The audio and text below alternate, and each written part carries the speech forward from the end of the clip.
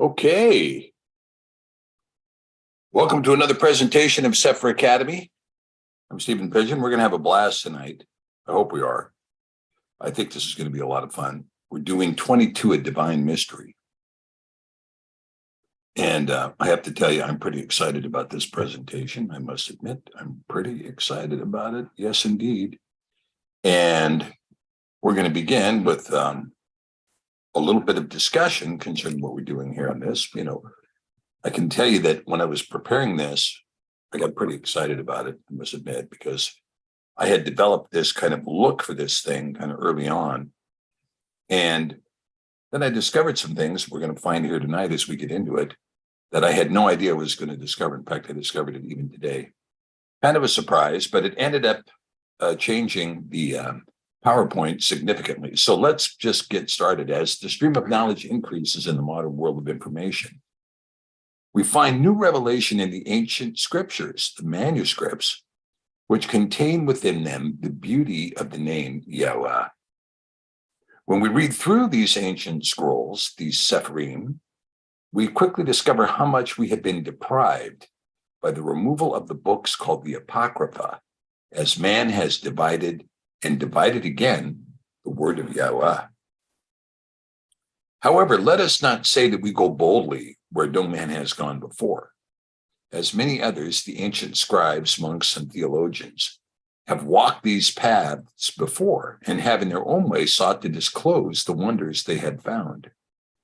One of these wonders includes this setting forth of the 22, an interesting number found in a divine algorithm that makes itself known throughout the scrolls and the megalode in curious ways. Moshe saw it, so did David, so did Shalamah. There is a divinity to it, an intrinsic interlink, the character of Yahuah himself and the delineation of his whole creation. But there is also a limitation to it, a regulation qualified to meet the capacity of man to understand in the form of language. That is to say, that which is found in nature is made regular, that it might be perceived, known, recognized, understood, and applied in wisdom. Let us look up this divine mystery and see what it is we might discover. All right. I'm gung-ho. All right, let's see what we can find out. Let's share the screen here. And let's see if we can get going. There we go.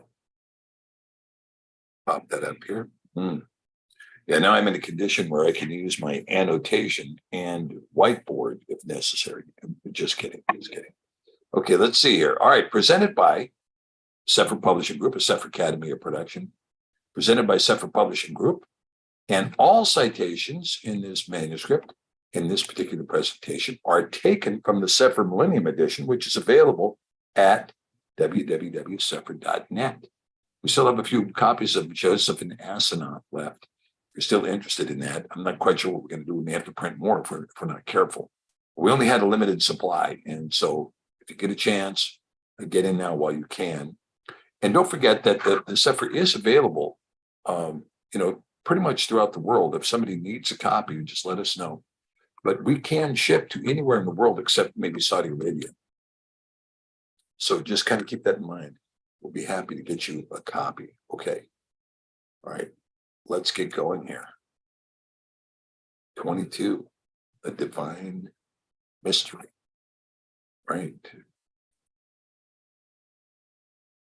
We're going to begin here with this verse. There were 22 heads of mankind from Adam to Yaakov, and 22 kinds of work were made until the seventh day. This is blessed and holy, and the former also is blessed and holy, and this one serves with that one for sanctification and blessing. And to this Yaakov and his seed it was granted that they should always be the blessed and kodeshim of the first testimony and Torah, even as he had sanctified and blessed the Shabbat on the seventh day. All right. Well, okay. Thanks, Steve. You found that one passage that has got, 2 and 20. Great. And 2 and 20. Therefore, check. We've learned all we need to learn now. We know that 22 appears in Scripture. End of story. Thank you. Now go home. Well, I'm not going yet. I'm not leaving yet. Just hold on here. Okay, the first testimony and the Torah looked to 22 heads of mankind and 22 kinds of work until the seventh day. This is blessed and holy. And this one serves with that one for sanctification and blessing. So when we talk about this, what are we talking about? We're talking about this one, the 22, and it serves with that one, the seventh day, unto sanctification and blessing. Okay, all right. Well, let's see what that looks like. Okay, so we have this one, the 22, right? 22. And we have this one, the seven, and they serve for sanctification and blessing. The 7 serves the 22 for sanctification and blessing. So let's talk about what's going on here, because when you read this, what are you talking about? In explaining this further, there were 22 works of creation. Now let's take a look and see what it says in Jubilees in terms of setting this forth, the 22 works, right? So there were 7 works on the first day. There were the creation of the abysses, the darkness, the evening, the night, the light, the dawn, and the day. Okay. There was only 1 work on the second day, which was the expanse. There were 4 works on the third day, the seas, the rivers, the lakes, and dew, the seed and sprouting things, fruit-bearing trees and trees of the wood, and for the Garden of Eden.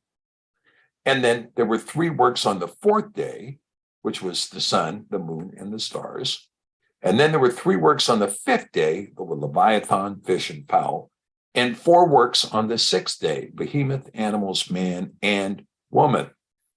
Okay, and all together, it equals 22 in 7 days, right? These are the 22 kinds of work made in creation. This is what he's talking about. There were 22 works in creation.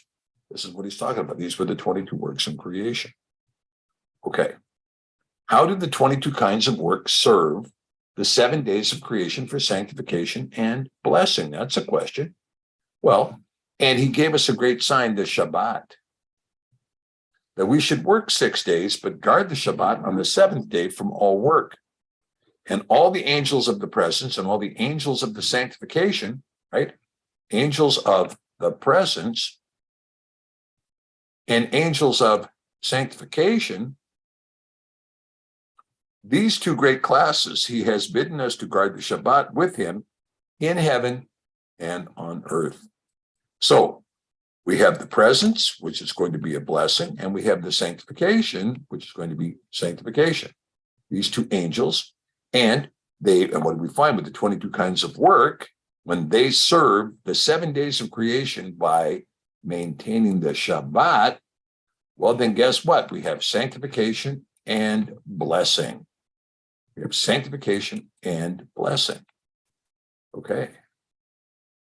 There it is. Well, how does the 7 days of creation serve the 22 kinds of work in creation? They reveal a mystery. We can now divide the 22 kinds of work in creation by the 7 days thereof to discover the ratio 22 divided by 7, which gives us 3.142857142857143, called pi. Okay, pi. So boom. So what do we see revealed here? When the 7 days of creation serve the 22 kinds of work in creation, well, then pi is revealed. This ratio is revealed. A very important ratio, as we're going to see. Now, this is what I discovered that I was surprised that I discovered today when I was looking at this, because, oh, wow, this is actually found in those verses that the 7 serves the 22, the 2 serve each other. And this is how the service is done. Now, take a look at this, 22 over 7, right? 22 over 7. Here it is. Now, it is he who establishes the circuit, that's the hug of the earth, and the inhabitants thereof are as locusts, that stretches out the heavens as a curtain and spreads them out as a tabernacle to dwell in. Okay, so what we see here is we see this idea of hug. Some people say circle. And in any respect, The area of a circle is found in this equation. Area equals pi r squared. Pi, the ratio, 3.14, etc., times the radius squared. So you can kind of look at it like pi, and then you have times radius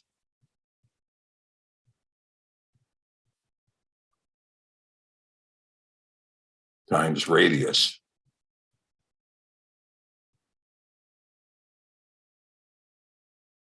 Radius times radius is radius square.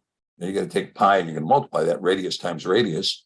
And then you end up with pi r squared, which tells you the area of the circle. But now remember that when we deal with these things, we've got two things to deal with. We have a two-dimensional aspect, which is the circle. And then we have a three-dimensional aspect, which is called the sphere. Well, let's see if that is given to us anywhere. Well, let's see. Let us contemplate the 7 days of creation, serve the 22 kinds of work in creation, as of the fourth day of creation. So we get to the fourth day. What happens on the fourth day? Well, the sun and the earth and the stars are created on the fourth day. So we can take this very same equation, and we can, instead of just having a pi r squared, we can actually plug in 4 for the fourth day of creation. And we get the fourth day of creation. What are we finding here? The fourth day, the day of the creation of the sun, the moon, and the stars, reveals the understanding of the surface area of spheres. The surface area of a sphere. Now, all of a sudden, this becomes three-dimensional. Instead of the two-dimensional area of a circle, we're now arriving at the 3 dimensions of a sphere. And this is found on the fourth day of creation in relation to how the 7 serves the 22 kinds of work in creation. So 4 times pi r squared gives us the radius of the sphere. But this isn't our only witness to this concept, okay? This isn't our only witness to this concept. Look at this. Let us contemplate the 7 days of creation, serving the 22 kinds of work in creation as of the fourth day of creation. On the fourth day, there were 3 works of creation, the sun, the moon, and the stars. A factor of 3, therefore, which is what we see here, a factor of 3, reveals the understanding of the volume of the spheres, as the 7 serves the 22, magnified by the 3 works of creation on that day. So now this is going to be the volume. This is the volume as compared to the surface area that we found before. This is the volume of the sphere, again, in 3 dimensions, right? In 3 dimensions. Now, this is information that we can glean from what's being told to us here in Jubilees, very early on in Jubilees chapter 2. We have a discussion of the 22 works of creation in the 7 days, and how the 7 is going to serve the 22, and the 22 is going to serve the 7. 22 divided by 7 reveals pi. Pi, when applied to these formulas, gives us both pi r squared, which gives us the area of a circle in 2 dimensions. 3 pi r squared gives us the volume of a sphere in 3 dimensions. And 4 pi r squared gives us the surface area of a sphere in the 3rd dimension. Remember that when we talk about 4, the reason we're applying 4 is because this happens on the 4th day of creation. So we take the 4th day of creation, we apply it to the 22 serving the 7 and the 7 serving the 22 to determine the surface area of the sphere. And we take the 3 aspects of creation on the 4th day, multiplying that by pi 22 over 7 r squared, which gives us the volume of the sphere in 3D.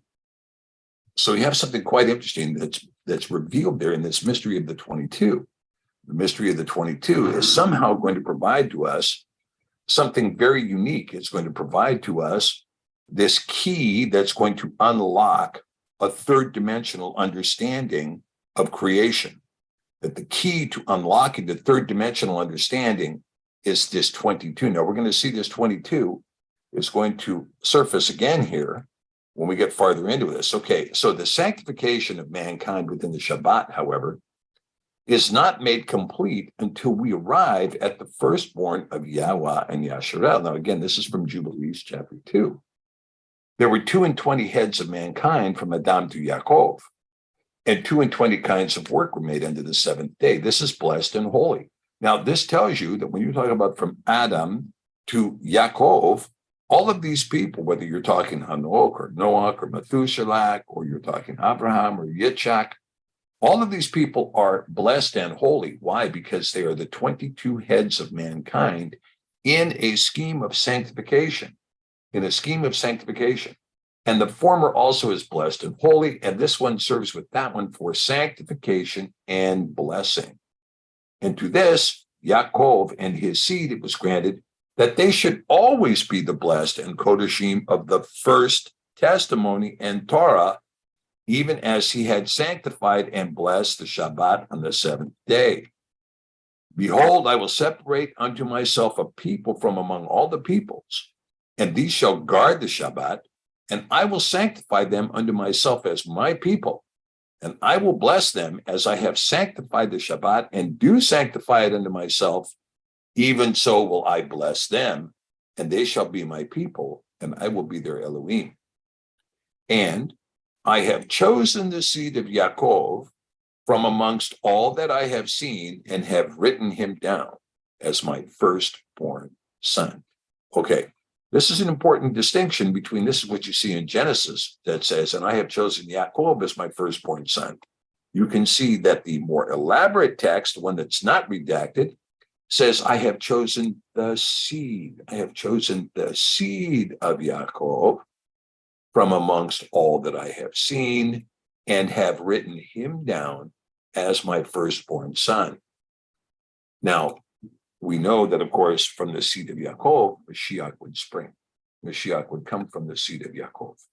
So this becomes a very important teaching here, that we're not talking about just Yaakov, but we're talking about the seed of Yaakov. That is to say, we're talking about the generation of Yaakov, which is the singular tree, if you will, of the Yaakovian DNA, which is what Yah calls his firstborn son, the Yaakovian DNA, right?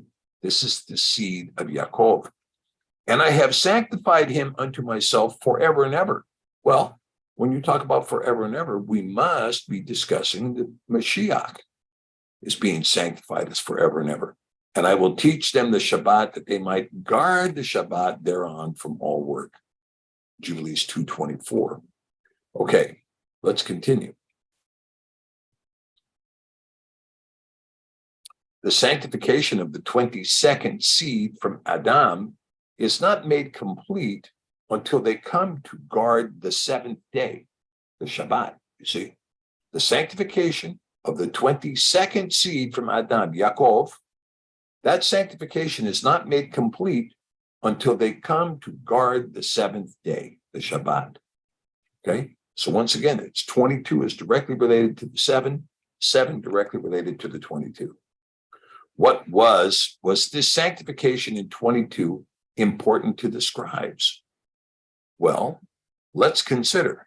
Okay, now we're going to kind of leave this idea here we'll be talking about. We're going to deal with this 22 now in a very significant way. In the book of 4 Ezra, this is one of the books that has been deprived from the Christian church, even though it is canonical, even though it was canonized at the Council of Trent, even though it was included in the Great Bible of Miles Coverdale in 1539, even though it was included in 1560 Geneva Bible of John Calvin, even though it was included in the King James Version, authorized version of 1611, even though it appeared in the Brown Bible of 1857 and the Benjamin Blaney edition of the King James in 1789, nonetheless, these books were kicked to the curb by the imposition of the Westminster Confession, looking to secure for mankind, quote unquote, Christian liberty, which we saw secured yesterday in the election, Christian liberty, liberty to do what thou wilt, if you will, do what thou wilt. And so we miss this extraordinary passage a very extraordinary passage found in the book of 4 Ezra. Now, if you're looking for this book, you're not exposed to this channel before, you don't know the Sepher, you don't know some of these other texts well, like a lot of the Sepher readers know, 4 Ezra was canonized as 2 Esdras. And so you'll see when you go and you look, if you look online, you can look for 1 Esdras and 2 Esdras. Although any research that you look will also identify 2 Esdras as 4 Esdras, even 5 Esdras, and even 6 Esdras being combined into a single text, if you look online. But you will see that both 1st and 2nd Esdras were canonized at the Council of Trent. They appear in the Sefer as 3 Ezra and 4 Ezra. Now, this was a decision that we made early on, not knowing that anyone had made this decision before. We knew that Ezra was the same scribe responsible for the books Ezra and Nehemiah, and then 1st Esdras and 2nd Esdras. And so we included them in a sequential order, Ezra, Nehemiah, and then Ezra Shelashi, or 3 Ezra, and Ezra Rebi'i, 4 Ezra. What I didn't know is that Miles Coverdale had made the same decision in the Great Bible in 1539, and 1st Esdras appears as 3 Ezra in Miles Coverdale's Bible, and 2 Esdras appears as Ezra 4, or 4 Ezra, in the Coverdale Bible. Interesting. Now, in the Coverdale, there's an error, and it's in this particular passage. And we talked about this, both Malcolm David and I talked about this with Jesse on Eating Wild. No, it was Answers for Our Time on Friday that we present through the Brighton channel and so forth. We talked about this issue of this typo and how the typo is made from a bad reading of the Latin. And so Miles Coverdale interpreted it as 204, but we now know it's not. In 40 days, they wrote 92 cepheriym. In 40 days, they wrote 92 cepheriym. And it came to pass when the 40 days were filled that El Elyon spoke, saying, the first that you have written, publish openly, that the worthy and the unworthy may read it. Now, if you were ever going to ask yourself the question, well, what are the criteria for canonized book, for an inspired work? I hear, well, that's not inspired. Well, based upon what? What's your criteria? Where are your premises? Set forth this criteria that equals that's an inspired work, other than someone told me that was originally included. Because what you find is that the so-called inspired works, right? They're available for both the worthy and the unworthy. The worthy and the unworthy. We're able to read these. But keep the 70 last. Keep the 70 last, that you may deliver them only to such as be wise among the people. Now, this is part of the reason why we've always recommended, when you're reading the Sefer, or, that the Sefer is not for everybody. The Sefer is for a discerning reader. The Sefer is somebody who has some wisdom and somebody who can discern what's going on. If you're a person who is, the only thing you know is what your pastor told you, then the Sefer is really not a book for you. Because you need to be a reader and you need to be a thinker to be able to read, because you have to be wise when you read it. It contains some of the works of these 70 books, right? Keep the 70 last, that you may deliver them only to such as be wise among the people. For in them is the spring of understanding, the fountain of wisdom, and the stream of knowledge. And I did so. Now, when we look at these keys here, let's go back and look at this here for just a second, right? That we have the spring of understanding, we have the fountain of wisdom, and we have the stream of knowledge. Now, in the fountain of wisdom, in the couple of extra books that appear in the Sefer that you don't get in your 66 Bible, includes, of course, the wisdom of Solomon, and what they used to call the wisdom of Sirach, or Ecclesiasticus. The people who've read these books will attest that they're phenomenally instructive, And it's like you take Proverbs and the wisdom of Solomon and Sirach, and man, you have some teaching on wisdom that is very, very powerful. When you're talking about the spring of understanding, Ezra is so critical to that spring of understanding, as is Tobit, critical to that understanding. Judith is critical to that understanding. The complete Esther is critical to a good understanding. And of course, the stream of knowledge includes these additional things that are set forth in 3 Ezra, 4 Ezra, and of course, all the books of the Maccabees that fill in that gigantic gap that you find in the 66-book Bible that has, it ends at Malachi, and then you leap 400 years forward and you get to Mashiach. What about all that stuff that happened in between? Do we have any record of it whatsoever? Well, yeah, we have a scriptural record. We don't just have a historical record like Josephus or something. We have a scriptural record. We have a record that was contained in the Septuagint. We have a record that was maintained as part of the canonical literature, Maccabees 1 and 2 being rendered canonical at the Council of Trent. You know, we have this literature, and people say, well, we can't read that. Well, most assuredly you can. The fact that someone has told you can't read it is somebody is trying to enforce the Westminster Confession upon you, so that you might also ascribe to the only commandment found in that confession: do what thou wilt.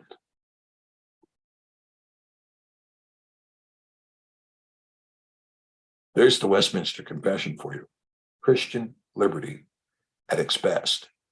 And, you know, when you hear about Christian liberty and you hear about the do what thou wilt, you really can't be complaining about what happened in the election and the fact that, for instance, the protection of children born from being terminated even after they're born was unable to be had even in a place like Montana.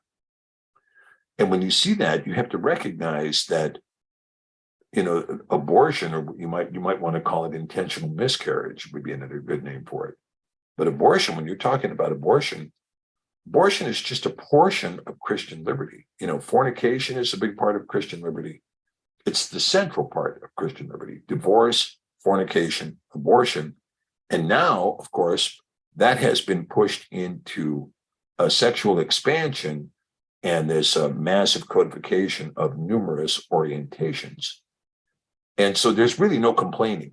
If you're in a Christian church that is teaching Christian liberty and that everything was nailed to the cross and the Torah doesn't exist anymore, the 10 Commandments got nailed to the cross, there is no standards, those are all works and you can't be judged by your works, therefore they're gone, they're out, they don't exist, they're not relevant. Well, then be quiet. Be quiet about the hypocrisy that's going on behind the pulpit. Be quiet about the affairs that are going on inside the church. Be quiet about the adultery that's happening here and the fornication that's happening over here and the sexual deviancy over there. You just have to be quiet about it. You really don't have anything to say, because it is what you should expect from the church that teaches that doctrine. It's exactly what you'd expect. And in fact, you're going to continue to expect more and more. We're not done yet. Just because we've moved into transgenderism and we've moved into what I call hyperpedophilia, which is open recruitment of transgenderism and non-binary sexual orientation in kindergarten and second grade, first grade, when you see that kind of orientation and you see that kind of push towards that orientation, you think that might be the end of the road. It's not the end of the road. It is not the end of the road. It's not. We haven't reached the end of this yet. We will reach the end of it, and we will only reach the end of it when infants are sacrificed in public, in the public square, to the celebration of the public around them. We're getting very close to that right now. We're very, very close to that. We have people that are openly celebrating abortions, at political conventions. So we're just a hop, skip, and a jump. And of course, the idea of decriminalizing terminating a child even after the child is born, up to 28 days after the child is born, gives you plenty of time to take your child and place it in the fire in front of Molech in the public square. Now, this will be the end of this slide. If you want to call it a slippery slope, that's where the slide is going to end. It's going to end right there. Okay. All right. Anyway, getting back to Ezra, we see that there were, of the 92 cepheriym, 70 were kept away. Okay, well, doing the simple math, we have 92 minus 70 leaves miraculously 22.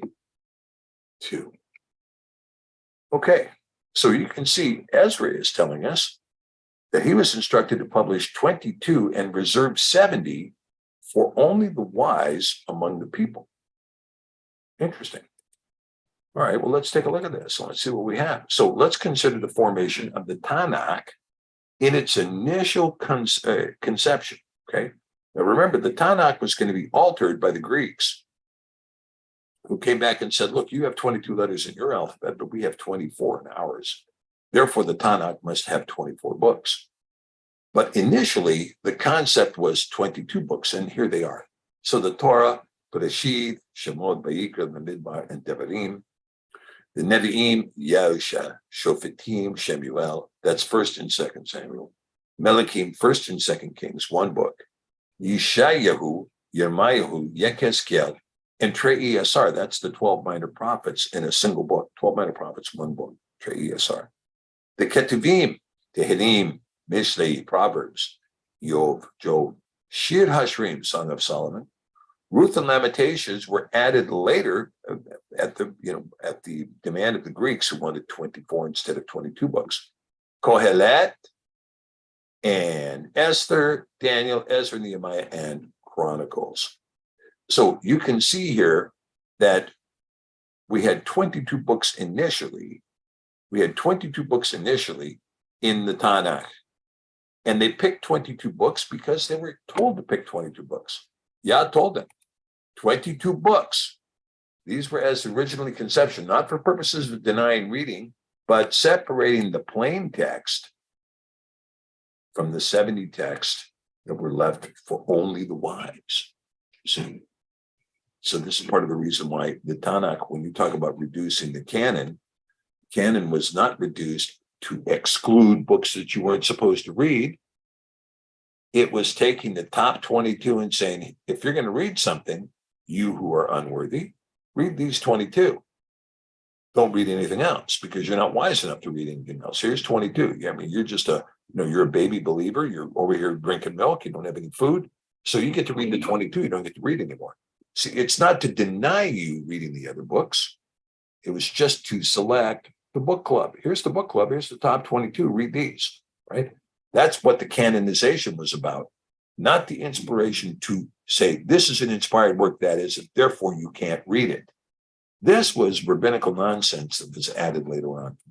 Okay. Now consider, if you will, the giving of a pure language. Okay, therefore, this is going to be from Zephaniah.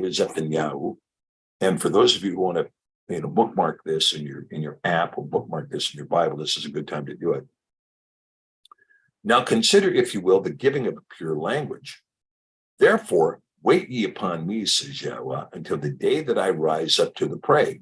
For my determination is to gather the nations, that I may assemble the kingdoms, to pour upon them my indignation, even all my fierce anger, for all the earth shall be devoured with the fire of my jealousy. All the earth. Of course, this is reiterated in second Baruch, that there will not be a single place that escapes the tribulation, that all the earth will be subject to it. Then in verse 9, for then will I turn to the people a pure language, that they may all call upon the name of Yahuah to serve him with one consent. Okay, now let's see if we got this right. We're going to get a pure language, and as a result of that pure language, everybody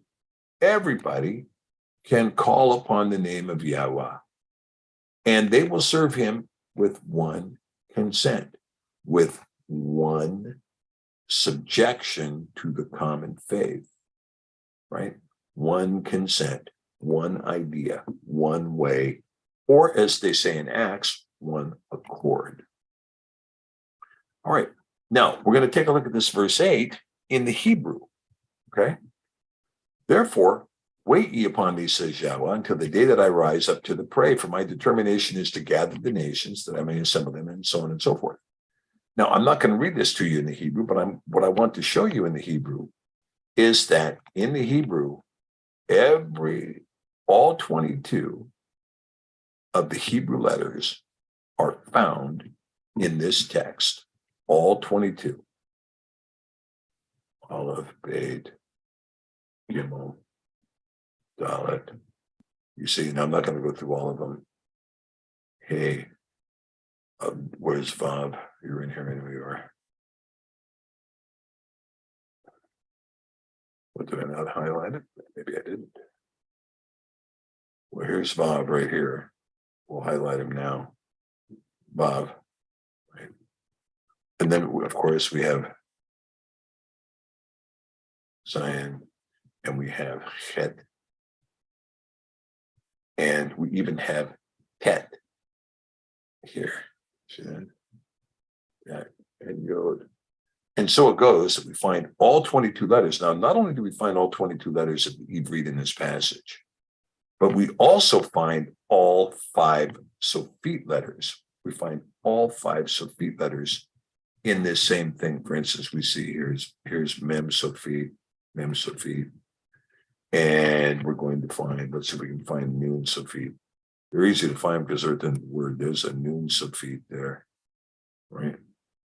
And then, of course, we have the Hey Sophite. We have the Chaf Sophite, and all that leaves is the Sadi Sophite.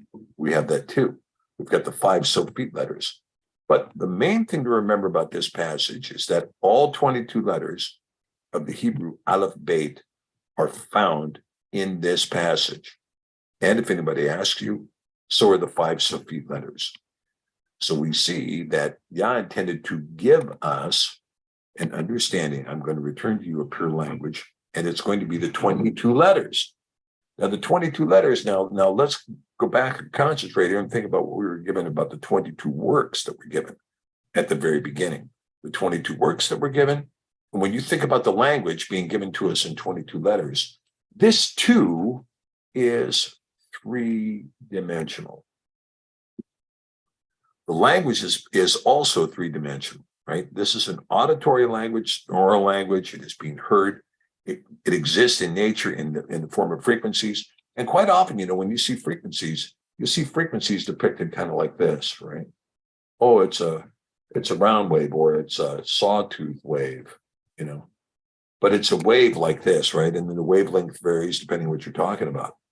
But the truth is that the wavelengths exist in a 3-dimension. They exist in a 3-dimension. It's more like they're wrapping around like this. And if you looked at them from a distance, you'd see something that, it's kind of looking like this. And then going back in, so it's coming out, going back in, coming out, going back in, because it's in 3 dimensions.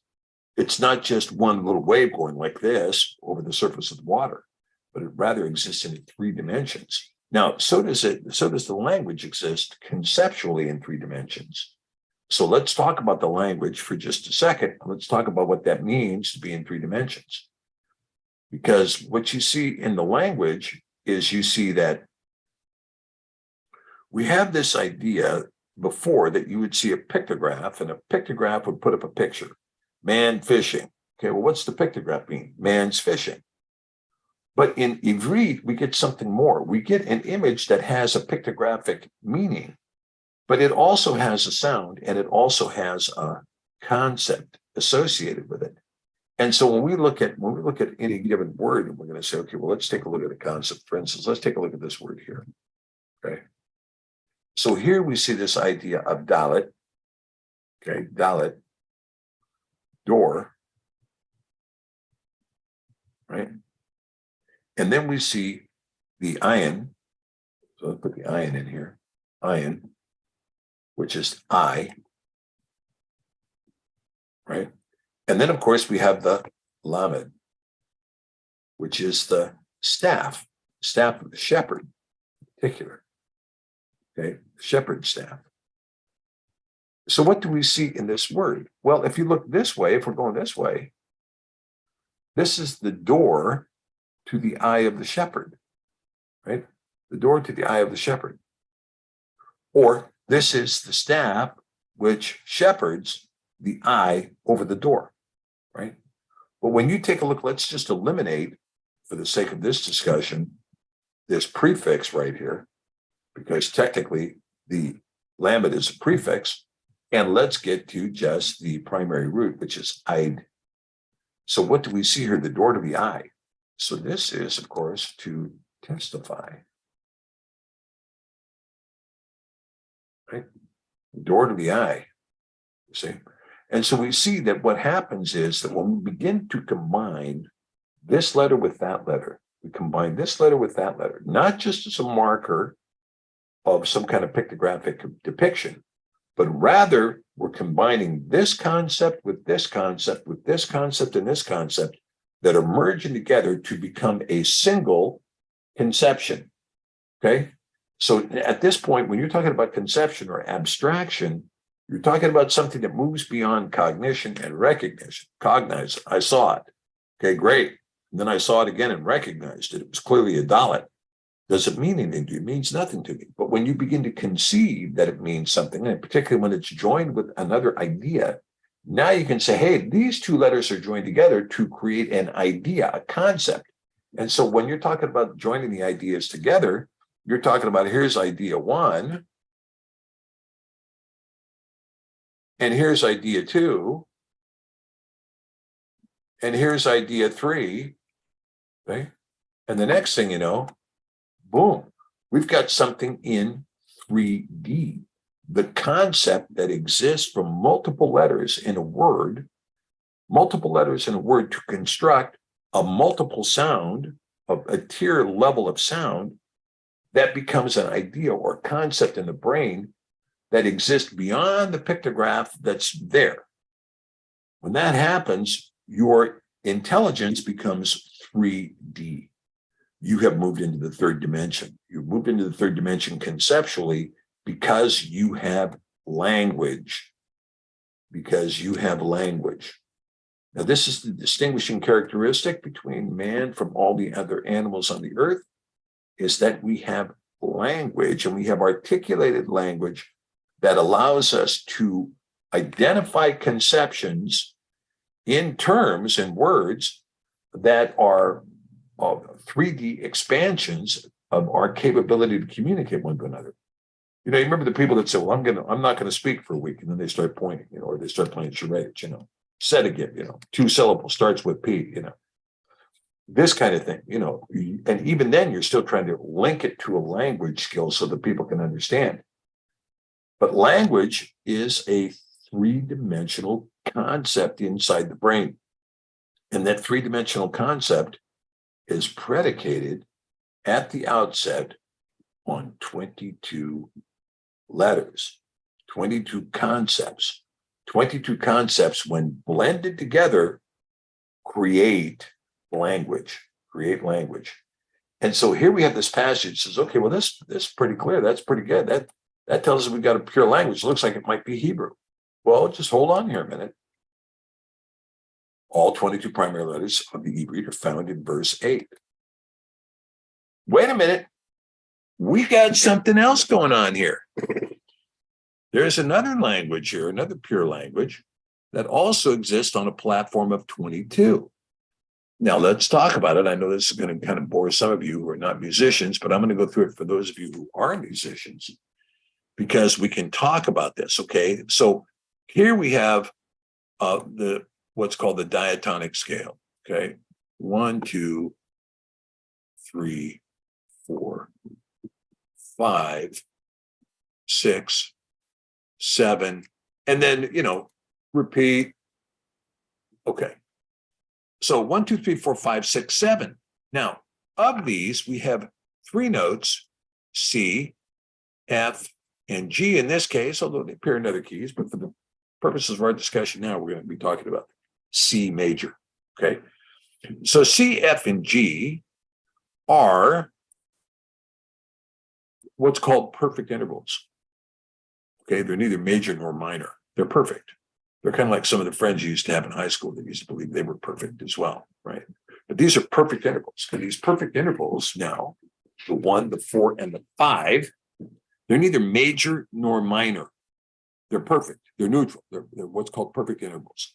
The 1, the 4, and the 5, very common chord progression. You might recognize it right off the bat if you ever heard it.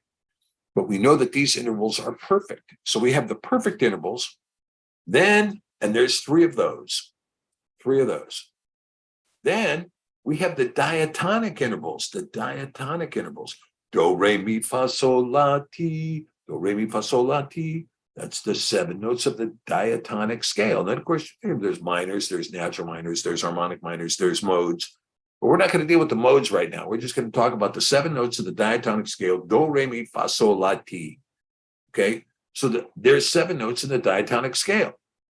Now, this is the same scale where we just found the 1, the 4, and the 5. Now we're finding the 7 notes of the diatonic scale. Now, in addition to that, we have the chromatic scale, C, C sharp, D, D sharp, E, F, F sharp, G, G sharp, A sharp, B, C, right? So this is the chromatic scale. And in the chromatic scale, we count this one, this one, this one, this one, this one. Don't skip any notes. Just count them all. Count them all here, Steve. Don't skip any notes. I want you to count them all. And we get 12. So we've got 12 chromatic. Put that up here, 12. We've got 7 diatonic. Yeah. And then we've got 3 perfect. So in the octave, we find 22 notes. Now, when we talk about a pure language, let's talk about this for just a minute, because when we talk about a pure language, what do we see in a pure language? Well, we see, number one, everyone can speak it. We know that the language, the verbal language, was distorted, twisted, and put asunder at the Tower of Babel. These people, if we let them continue to speak in one language, well, they're going to come out here and attack the whole universe. So let's mess up their language so they can't work together anymore. So now we have, thousands of languages on Earth. Nobody can speak the same thing. And even when you speak the same language, half the time you can't understand each other because the accents are so crazy. But in music, on the other hand, you can play a piece of music that was written in Russia and played in South Africa and heard in Brazil and then reheard in South Vietnam or maybe in New Zealand. And people are going to have basically the same emotional reaction to the music, whether you're in China or whether you're in Argentina or whether you're in Zimbabwe or whether you're in Bangladesh or if you're in Siberia. People have the same emotional reaction to music over and over again. Now, there are some subtle nuances in the music, like when you hear the twang of a sitar or a zither or some of these other exotic instruments. Exotic to us, not so exotic where they're from. But to us, they sound exotic. And so we kind of get estranged, But if you go back and you watch the performance of Ravi Shankar on the sitar at I think it was Altamont Festival back in 1969. I'm not a big fan of Altamont. It was a disaster and so on and so forth, led to a lot of bad destruction in the country.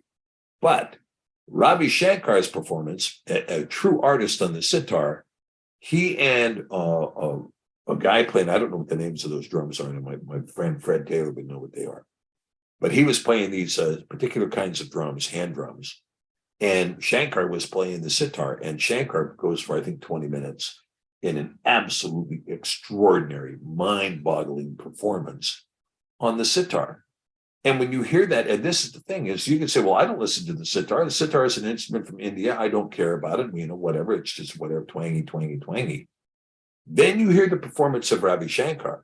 And the people that were there at that festival heard this performance and were absolutely, completely stunned by the awesomeness of his pyrotechnics, by the expression in the music, by where he was going, by the concentration, by his level of professionalism, his level of artistry. They were stunned by it. They were stunned by it because whether or not you're from India, whether or not you like the sitar, the performance was spectacular. And we see the same that, when you see pianists, for instance, coming out of China right now, like, for instance, Lang Lang, for instance, phenomenal artist. And quite often when he comes to play, you're talking about a guy, he's He's almost as accomplished as Katya, what's her name? Anyway, she's a Georgian gal who is a phenomenal pianist. I have to look, I just got to hand it to her. She's got absolutely pyrotechniques at the highest end. But so does Lang Lang. And Lang Lang has the pyrotechniques of Vladimir Horowitz, except he's cleaner, right? And I saw Lang Lang play in Seattle. And when he played a number of pieces that were composed in China. Now, I'm not a Chinese indigenous person, and I'm not necessarily keen on Chinese idioms. But it was very clear the level of expertise, the artistry, the creativity, and so on and so forth has really, it's detonated in China, particularly in that particular sphere. You see a very extremely high level of competence in that artistry, and it's demonstrated at the piano by a guy like Lang Lang. Same thing with this Georgian woman who's playing the piano, who plays phenomenal. Of course, she plays a lot of the Russian music, like the music of Sergei Rachmaninoff, by the way. Extraordinary performances, absolutely extraordinary performances, playing things at high-risk tempos and playing very, very, very well, very keenly. But what you can see it makes no difference what your language is.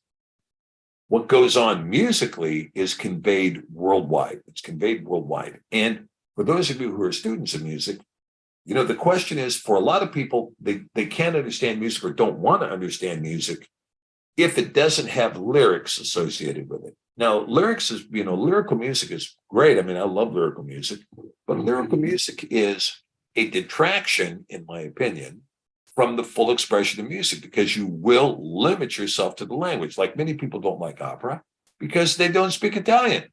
And they go in there and hear some opera in Italian, or maybe it's in French if it's Carmen, or German if it's Die Fledermaus. But, you go in to hear the performance and you're like, well, I don't speak that language. La-di-da, well, doesn't mean a thing to me, because the music has been limited by the language. Although in many of the great operas, it's not very limited, whether you know what they're saying or not. Magnificently beautiful music. But you can see the limitation by using the lyrical content. Now, you compare this to the music of, like, for instance, some of the ballets, like when you're talking Swan Lake, or you're talking Nutcracker Suite, or something like this, or any of the other music of Tchaikovsky, like the 1812 Overture, for instance. This is going to convey a message to anybody who speaks any language. You're going to get a message. You're going to get some kind of a message out of it. And it happens in instrumental music. Now, I could go into a much longer discourse, which I do in the Piano from Scratch class. We talk a lot more about this very thing. In talking about the overtone series, what the overtone, and how the overtone series has an inherent consonance in it, and that inherent consonance is articulable through 22 intervals.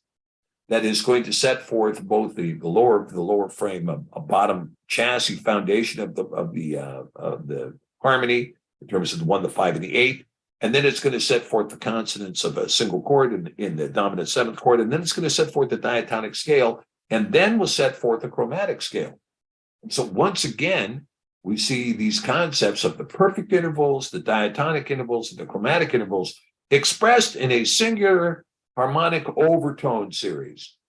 That is the consonance of life. You see, it's the consonance of life. And this is a consonance that is found once again in 3 dimensions. And by the way, these rules that apply to music, they apply, the rules of an overtone series, for instance, apply whether a single human being ever plays a note of music ever, or another human being ever hears it. Those rules contain constants that exist whether or not someone does that. Okay? So this is another pure language. And so, Ayn Rand used to ask the question, how is it that music expresses emotion? She couldn't figure it out. She could not understand it. And I'm just going to suggest to you that the reason music conveys emotions in the 3rd dimension has to do with the fact that you have a constant given, and the constant given is a consonance which you can't hear all the time. You hear one note, but in reality, there's 22 notes that are being played when one note is being played, and it sets up an overtone series. And when another note follows it and is consistent with that, you have a sense of harmony. When the note is inconsistent with it, you have a sense of trouble, or a sense of dissonance, or a sense of moving away. And all of these things have the pattern of rebuilding a semantic understanding of an experience at a perceptual level. So why does music convey emotion? Because music reduces a long-term throw of understanding. For instance, what was it like to raise your children from the time your children were born and you fell in love with them, in the hospital when they first took their first breath, until the time they reached 21 years old and left, or 18 years old, whenever they left the house. And when they left the house, what was that like? What were those emotions like? The ups and the downs, and the trials and the tribulations, and the endurance and the patience and the outbursts and the this and the that and the other. What were those emotions like? Well, we could talk about it all day long. In fact, we'd have to talk about it all day long for you to be able to understand it. But a great composer can capture that in a 20-minute performance, and you perceive it. You perceive it. You hear it at a perceptual level. A lifetime of emotion is given to you at a perceptual level. This is why music creates emotion, and why it conveys a language, and why it is a pure language. Okay, enough said. Well, let's get back to where we were going here. Okay. Well, how important was this idea of 22, the divine mystery, to David, to David? Well, let's take a look at one of his Tehillim, a Mizmor of David, when he changed his behavior. When he changed his behavior before Abimelech, who drove him away, and he departed. Okay. Now he goes in, this is Psalm 34, and I'm just putting up verses 1 through 7 as an example, but you can see this is an example taken from the Et Sefer Millennium Edition. And you can see here that at the beginning of each verse, we have Aleph, Beit, Gimel, Dalet, Hey, Vav, Zion. You see that? Now, you might say to yourself, well, you guys just found a psalm that had 22 verses in it, and then put the Aleph Beit in there because you're a bunch of bums that do that kind of thing. Well, no. Let's take a look at the psalm. Now, here you have the preliminary text, of course, in Hebrew, the opening stuff, the Psalm of David, right? The Psalm, La David ba Shenatu at Mizmor, right? This is a Psalm of David in front of Abimelech. So the first verse actually begins here. So this would be kind of the first verse that you find in the actual verse, and you can see, oh, look. Abaraka, ba Yahuah, Gedulu. You see that? Dareshti. So you can see Aleph, Beit, Gimel, Dalet. And I could have gone on with the rest of the psalm and shown you that each verse of this psalm begins with the appropriate letter of the Aleph Beit in order. So David found this to be, and there's 22 verses, not 27 with the Sophite letters, no, just 22, okay? But this is what he set Psalm 34 and Psalm 145 in this kind of an order. All right. But when you review Tehillim Psalm 119, well, we find 22 sections arrayed under the banner of each of the 22 letters of the Ivrit language in their respective order in 7 verses each. What? 22 sections of 7 verses. And what of Kina, Lamentations? Although it is in 5 chapters, chapters 1, 2, 4, and 5 each have 22 verses, and chapter 3 has 66 verses, 3 times 22. Solomon too saw the mystery and proclaimed it here, the lamentation being the earth out of balance and in disarray in the order of chapter 5. So chapter 5 there, the Aleph Beit is not in order, but there's still 22 verses.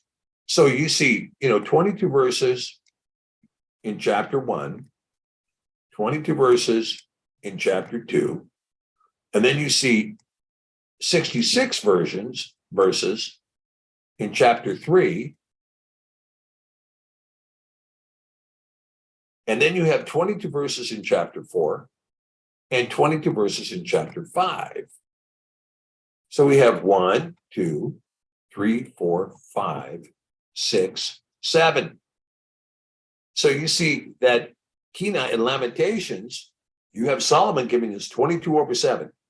In Psalm 119, the longest psalm in all of the Psalms, the most significant psalm, we have 22 sections of 7 verses each, 22/7. And they're clearly delineated with the 22 letters of the Aleph Beit. So both David and Solomon are telling you something about the language, and they're telling you something about where they are in this issue. It's absolutely incredible. All right, well, that's fine, Steve. Thanks for you for bringing out the Old Testament stuff. That great, 22 in the Old Testament. But what about the scribes of the Brit Hadashah in the New Testament? Did they understand this?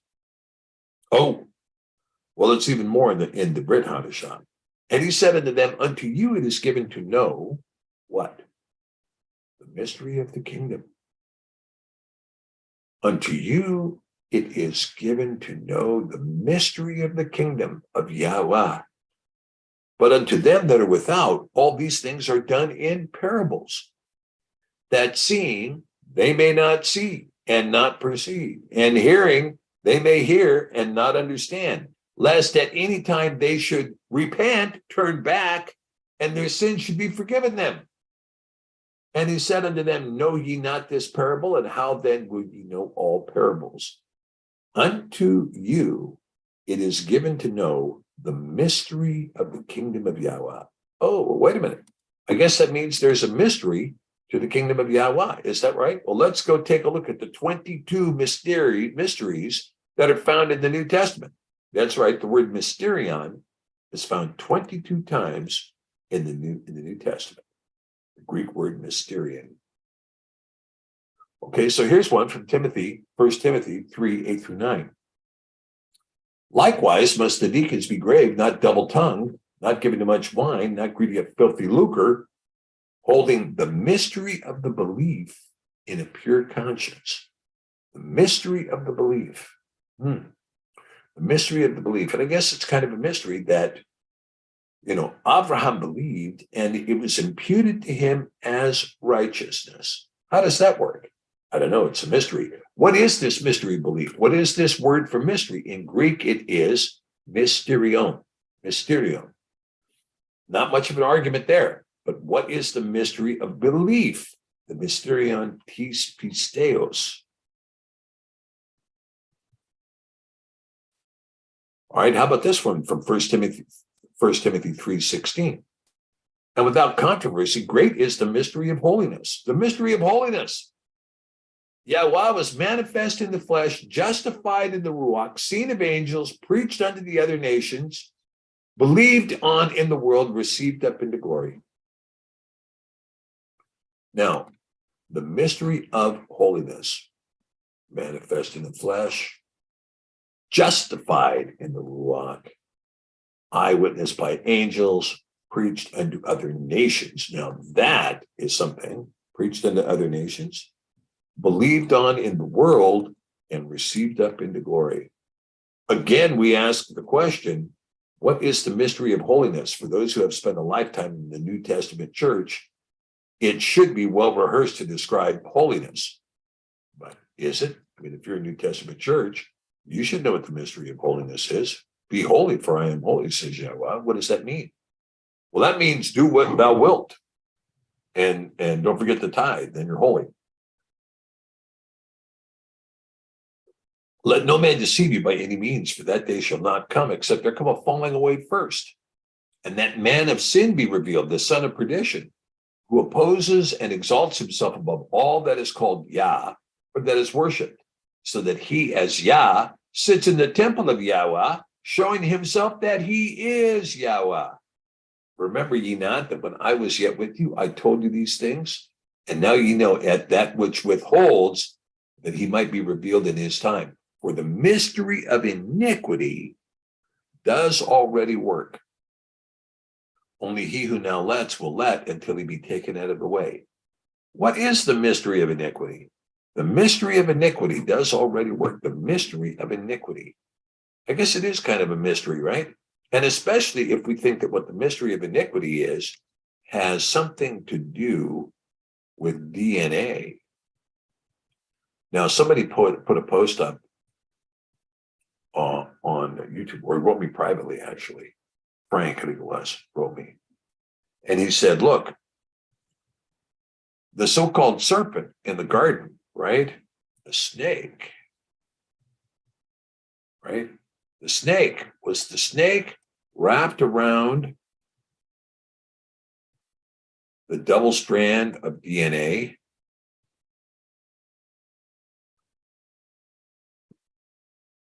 creating the triple helix, right? The serpent was the serpent really, in fact, a single strand of DNA, right?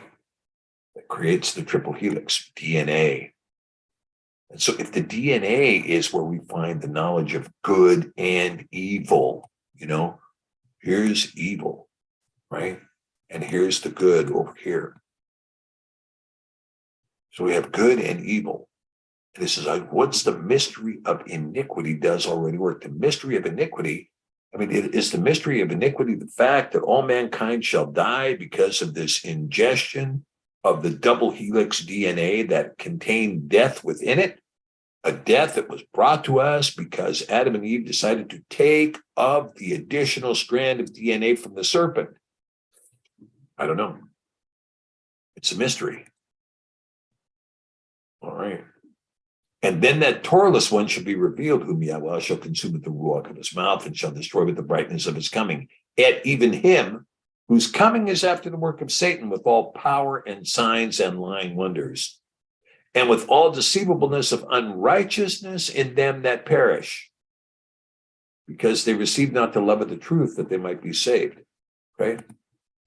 All deceivableness of unrighteousness. I'm righteous. Well, if you were deceived, would you know if you weren't? That's a question. If you were deceived, would you know that you're not righteous?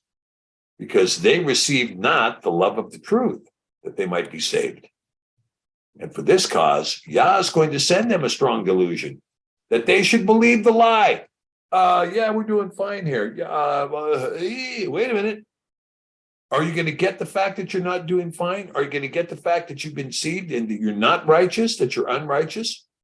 Well, let me tell you, if you don't, that they might all be damned who believe not the truth, but had pleasure in unrighteousness.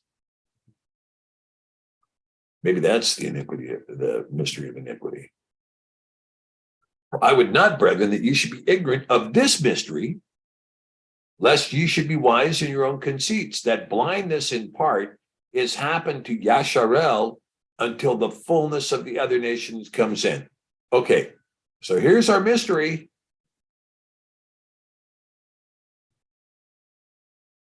That blindness in part has happened to Yasharel.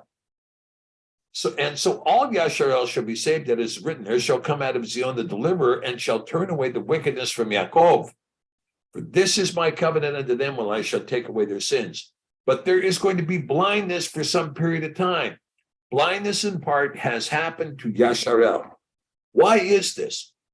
Why did Yah blind Yasharel? Because Yah has a heart for all of the nations, not just one, but all of the nations.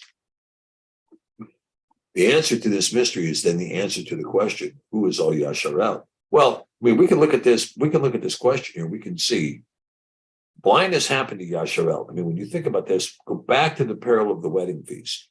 Hey, we're going to have a wedding. Send out all the invitations to all of our close friends and family and tell them we're going to have a shindig here and we're going to spend the big bucks. We're going to have fantastic food. It's going to be a formal affair.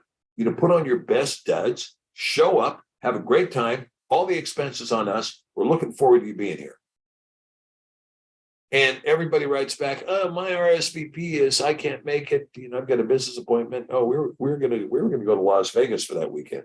Gee, I'm sorry, I'm out of town. Oh, I don't know. I'm sick right now. I'm not going to be able to make it. What other things do you have going on? Something. I've got something else going on besides your stupid wedding."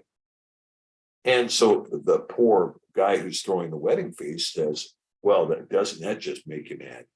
Here I am going to spend all this money on this fantastic feast, and everybody's giving me the short shrift, right? But why? Because they were blinded. They were blinded to the fact that this wedding feast was the wedding feast. And so he says, okay, you go out there and invite everybody out there. Don't invite our friends and family. Invite those guys that are out on the street. Invite the stranger. Invite people we don't know. So the guy does, and he goes out and invites everybody. And a bunch of homeless people show up. And we're not homeless, but people who don't care, right? Oh, this is a wedding feast? Yeah, fantastic. Hey, you don't mind if I show up here in my holy cutoffs and a bad wife beater t-shirt, do you? Well, yeah, actually I do. How about these sweats? They were clean at one point. Well, they're not clean now. Where's your dinner clothes? Where is your respect for the sanctity of this wedding that I'm throwing? Where is your joy? Where is your, this is a fantastic event. Oh, we don't have, out, get out. Even though I invited you in here, you can't stay because you didn't wear your wedding garments, right? They were blinded in part so that the other nations would come in. The other nations would come in. But eventually the blindness is going to fall away. And when the blindness falls away, those who are blinded are going to realize that the whole schema, from the very beginning all the way through the end, was all anticipated by Yah in a complete reconciliation for the house of Yasharel. Okay, let's continue. The grace of our Adonai Yahushua HaMashiach be with you all, amen. Now to him that is of power to establish you according to my Besorah and the preaching of Yahushua HaMashiach, according to the revelation of the mystery, which was kept secret since the world began. Here we go. We've got another mystery right here in the New Testament. What's the mystery that was kept secret from when the world began? But it's now made manifest by the scriptures of the prophets according to the commandment of the everlasting Yah, made known to all nations for the obedience of belief. To Yahweh only wise be glory through Yahshua HaMashiach forever. Amen. What's he talking about? The revelation of the mystery that was kept secret since the world began. Since the world began, right? In the beginning was the Word, and the Word was with Elohim, and the Word was Elohim. He was with Elohim in the beginning, right? Since was kept secret since the world began. The consubstantiation of Mashiach, which was kept secret from the world began, that the propitiation of the letting of the blood of Mashiach would, and his ascension would be the complete redemption for mankind. This was the secret that was kept secret from the world began. But to Yahweh is the only wise one, be glory through Yahushua HaMashiach forever and amen. Again, we are discussing a mystery found in the Brit Hadashah, the New Testament, not the Torah or the prophets. Let's set forth the questions. Which mystery was kept secret since the world began? How about this from 1 Corinthians? And I was with you in weakness and in fear and in much trembling, and my speech and my preaching was not with enticing words of man's wisdom, but the demonstration of the Ruach and of power, that your belief should not stand in the wisdom of men, but in the power of Yah. Howbeit we speak wisdom among them that are perfect, yet not the wisdom of this world, nor of the princes of the world that come to naught. But we speak the wisdom of Yah in a mystery, even the hidden wisdom which Yahweh ordained before the world unto our glory. Okay, wait a minute. Even the hidden wisdom? Paul, are you trying to tell us that there was hidden wisdom here in 1 Corinthians? There's hidden wisdom that was given to the Kodashim of Yahusha? Well, who knows? And what is this hidden wisdom? You got me. I'm not going to disclose it here, that's for sure. All right. How about here? 1 Corinthians 15, 50 through 53. Now I say this, brethren, that flesh and blood cannot inherit the kingdom of Yahweh, neither does corruption inherit incorruption. Behold, I show you a mystery. Boom, here comes another mystery. We shall not all sleep, but we shall all be changed in a moment, in the twinkling of an eye, at the last trump. All right, now let's don't get too excited, guys. This is going to happen at the last trump and not at the trumpet before, or some of the trumpets before. For the shofar shall sound, and the dead shall be raised incorruptible, and we shall be changed. So whenever this is going to happen, the dead are going to be raised incorruptible. For this corruptible must put on incorruption, and this mortal must put on immortality. So you're not talking about, in my opinion, you're not talking about the rapture, but rather you're talking about the resurrection.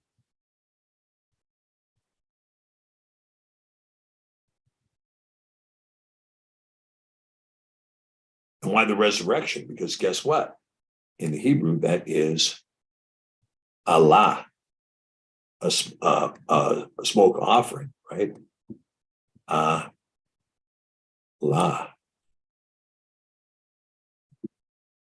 Allah. Okay. All right. Which is what Mashiach went through, right? Mashiach had Allah. He was a rising offering, a rising offering. So he was an ascension, his ascension, right? So Paul recites to us yet another mystery. Many claim this verse in support of the doctrine of the rapture. Regardless of your preference, the verse nonetheless reveals the mystery that not all of us shall sleep, but we shall all be changed. Several things will happen. 1, the shofar shall sound. 2, the dead shall be raised incorruptible. 3, we shall be changed. 4, corruptible will be put on incorruption. And 5, mortal man will put on immortality. A great mystery, to be sure, the greatest of all promises. How about from Ephesians or Ephesians? Wherein he has abounded toward us in all wisdom and prudence, having made known unto us the mystery of his will, according to his good pleasure, which he has purposed in himself, that in the stewardship of the fullness of times he might gather together in one all things of Mashiach, both which are in heaven and which are in earth, even in him. Now you see the mystery of his will. The mystery of his will is not the hyper-Calvinist doctrine of double predestination. The mystery of his will is that he is going to gather together in one all things in Mashiach, both of which are in heaven and which are on earth, even in him. Yeah, this is a very difficult mystery. It's a very, very difficult mystery, particularly for people who do not believe in the Mashiach. It's like, well, I can't deal with that at all. Well, Paul is saying this is the mystery of his will. This is the mystery of his will. Okay. The will of Yahuah described by the Greek here is the word thelema, construed as meaning a determination, a choice, an inclination, desire, pleasure, or will. But the Ivrit word here is ratzon, which is constructed as meaning to delight in, to be acceptable, to desire, favor, good pleasure, will, or as would. So they have a saying in Hebrew, Be'izrat Yahuah, by the will of Yah, by the will of Yah. These things go on. For this cause, I, Paul, the prisoner of Yahshua HaMashiach, for you and for you other nations, if ye have heard of the stewardship of the grace of Yahuah, which is given to me, you word, how that by revelation he made known unto me the mystery, as I wrote it for in a few words, right? That's what that mystery, the mystery of his will. Paul says it was made unknown to him. So here we see revelation is the Greek word apocalyptis, which is construed as meaning disclosure, appearing, coming, light, manifestation, be revealed, revelation, right? How that by revelation, Paul is talking about here, by apocalypse, right? By apocalypsis, revelation, which in Ivrit, chazon, by revelation, chazon, has been revealed to me. Now, this is kind of interesting because when you think about this, remember, Paul had a vision on the road to Damascus, Qumran. He had a vision on that road when he got knocked down and blinded. It was a revelation. It was revealing to him. Okay. And so this is what his claim is towards his apostleship. How about here in Ephesians 3? Whereby when you read, you may understand my knowledge in the mystery of Mashiach, which in other ages was not made known unto the sons of men, as it is now revealed to his holy apostles and prophets by the Ruach, that the other nations should be fellow heirs and of the same body and partakers of his promise in Yahushua HaMashiach by the Besorah. The mystery of Mashiach, that even this choosing of Yasharel as the firstborn seed would not apply or would not have the same application as the death of Mashiach. And remember, the death of Mashiach was a propitiation for all of mankind. Every aspect of human DNA has a complete propitiation in Mashiach. every aspect of mankind's DNA, because his propitiation reaches all the way back to Adam. Okay. Unto me, who am less than the least of all Kodashim, is this grace given, that I should preach among the other nations the unsearchable riches of Mashiach, and to make all men see what is the fellowship of the mystery, which from the beginning of the world has been hidden in Yahuah, who created all things by Yahushua HaMashiach. When you talk about this idea of, the Yod being the hand, the He being the window,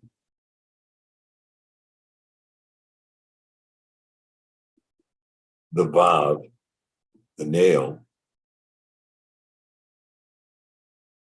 and of course the He, the window. You look through a window and you say, hey, look at that. Hine. Hey, behold. Behold the nail, behold the hand. Behold the nail, behold the hand. Very interesting concept, because in that concept, we see that the Mashiach being put to death by the use of a nail would be contemplated in the very name Yahuah. See, the fellowship of this mystery, which from the very beginning of the world has been hidden in Yahuah. We could go into in more depth like this, like 17:11, he and I have provided the blood on an altar. He and I. What is his name and what is his son's name, if you can tell? Proverbs 30, verse 4. Yeah. Okay. To the intent that now under the principalities and powers in heavenly places might be known by the called out assembly the manifold wisdom of Yahuah, according to the eternal purposes which he purposed in Mashiach Yahushua or Adonai, in whom we have boldness and access with confidence by belief in him. Yeah. Again, try to explain this. All right, how about this mystery in Ephesians? For this cause shall a man leave his father and his mother, shall be joined unto his woman, and they two shall be one flesh. This is a great mystery. But I speak concerning Mashiach up to the called out assembly. Well, guess what? Here's another mystery that is answered by DNA. You got dad's DNA over here, and you got mom's DNA over here, and the two are found in the one flesh that is the child. Right? Two are found in the one flesh that is the child. Right? So we see the answer, and so he says, well, this is a great mystery. It is. And he answered and said unto them, this is from Matthew Yahu, have you not read that he which made them at the beginning made them male and female? And he said, for this cause shall a man leave at his father and at his mother, and shall cleave unto his woman, and they two shall be one flesh, echad. Right? Okay. How about Ephesians 5:31? And for me, that utterance may be given unto me, that I may open my mouth boldly and to make known the mystery of the Besarah, the mystery of the gospel. Oh, yeah. How about the big mystery in the gospel, right? Which is, I tell you the truth. If you do not eat my flesh and drink my blood, you have no part of me. And my flesh is real food and my blood is real drink. How about that mystery? The mystery of the Besarah. Right? The mystery of the propitiation of the Lamb. The Lamb of Yah would be a propitiation. And is his propitiation complete in just the shedding of his blood? No, the ascension was required. The ascension was required that the offering, Yahweh will offer himself a lamb for an ascending smoke offering, said Abraham to Yitzchak, as an Allah. So it was absolutely the shedding of the blood, which was not a sacrifice. Because if it was a sacrifice, it would have been presented at the temple to the priest. It's not a sacrifice. It instead is the slaughter of the lamb for purposes of salvation to protect you from death. And that the shedding of the blood would be a propitiation of sin for all of mankind. And the following ascension would be the ascending smoke offering that Yahweh himself provided. This is the mystery of the Besarah, right? And so we see that the good message, that the gospel, the mystery of the Besarah, which is good news, is, of course, evangelion. Now, of course, when we talk about the Besarah, if we're going to put that in Hebrew, let's put a bait out here, and then let's put the shin,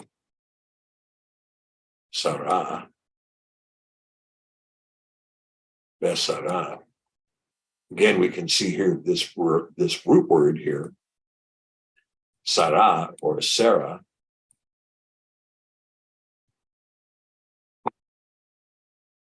And the prefix, bait, meaning in. So we see that in Sarah is the seed of the promise. In Sarah is the seed of the promise, not Hagar. Hagar did not hold the seed of the promise. She held Ishmael, a blessed child, to be sure. But in Sarah was the seed of the promise, Yitzchak, in Sarah. Ba Sarah. Whereof I am made a minister according to the stewardship of Yah, which is given to me for you to fulfill the word of Yahuah, even the mystery which has been hidden from ages and from generations, but is now made manifest to his Kodeshim. Once again, we're talking about the sacrifice of the lamb.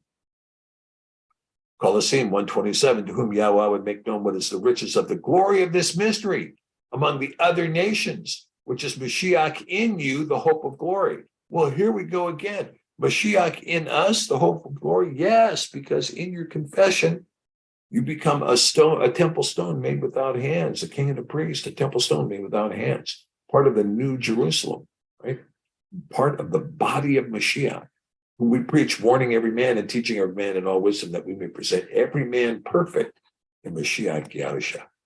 For I would that ye knew what great conflict I have for you and for them at Laodikia, and for as many as have not seen my face in the flesh, that their hearts might be comforted, being knit together in love, and unto all riches of the full assurance of understanding, to the acknowledgement of the mystery of Yahuah and of the Father and of Mashiach, in whom we are hidden the treasures of wisdom and knowledge. Yahuah, the Father, and of Mashiach. What is the Father's name and his Son's name, if you can tell? Wherefore Yahuah has also highly exalted him and given him a name which is above every other name, the name of Yahushua. Every knee should bow on the things in heaven, things of earth, things under the earth, and that every tongue should confess that Yahuah is Yahushua HaMashiach, to the glory of Yah the Father. This is an important concept, that Yahushua is not a distinguishable entity from Yahuah. In other words, it's not like, here's Yah, and then we're bringing in this foreigner from another galaxy that's going to show up as Yahushua. That's not the case at all. That Yahuah is made manifest in the flesh, the word tabernacled among us, and Yahuah is made manifest in the flesh in the form of Yahushua HaMashiach, okay, to the glory of Yah the Father. Wherefore, my beloved, as ye have always obeyed, not in my presence only, but now much more in my absence, work out your own salvation with fear and trembling. Okay, now for those of you who have big questions about this, you need to go to, here, let me clear that. Just go to cepher.net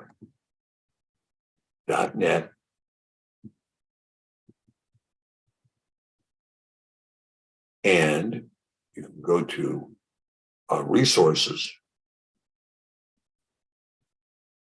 and you can find my blog, which now has over 400 entries, and look up Philippians 2:11.